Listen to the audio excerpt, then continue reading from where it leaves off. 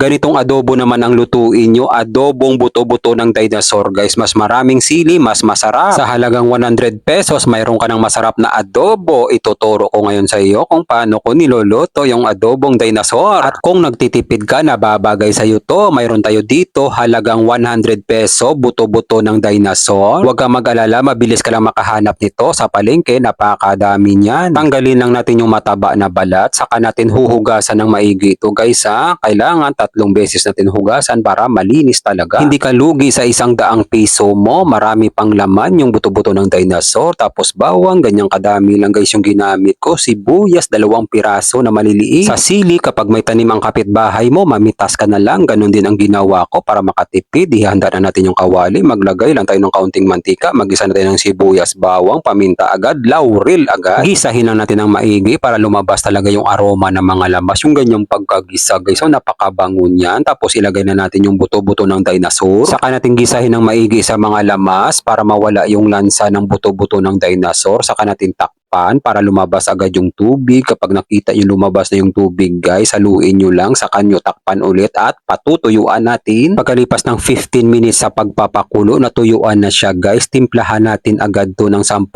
kutsarang toyo, 10 kutsarang suka, pangpalasa chicken powder, pangpabalance ng lasa, 2 kutsaritang asukal, at ilagay na natin yung maraming sili. Haluin lang natin guys para manuot yung mga pangpalasa sa manok. Saka natin takpan, pakukuluan pa natin ulit sa loob ng 15 minutes. Shoutout nga pala sa ating mga followers sa palagi yung panonood. Ingat po kayo palagi dyan kung saang lugar man kayo. Pagkalipas ng 15 minutes guys, yung ganyang pagkaluto guys, so yung nagmamantika na siya, nanunuot na talaga yung lasa guys. Napakasarap niyan, tikman muna natin, kampiyon ang lasa guys. Nakulangan lang ako sa hanghang, maglagay pa tayo ng maraming sili. Bibigyan ko na lang to ng mga ilang minuto, luto na yung adobong dinosaur. Pwede pang ulam, pwede din pang pulutan, lalo na malapit na yung Christmas, itag mo to sa kumpari mo.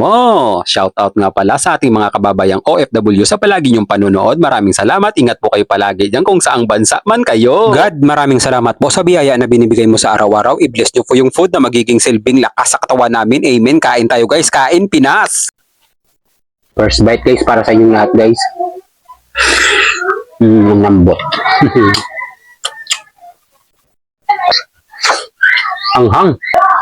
Lagyan natin ng sili guys para mas maanghang. Yan guys oh. Yan.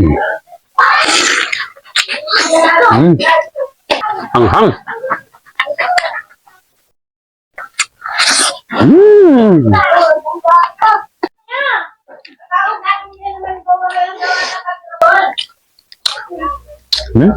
Sarap ng sauce.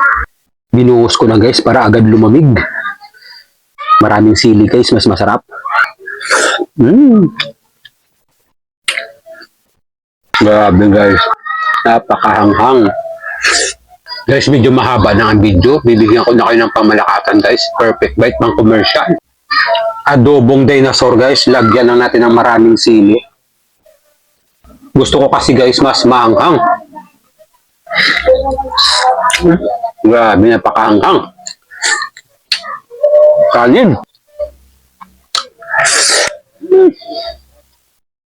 Kampiyon.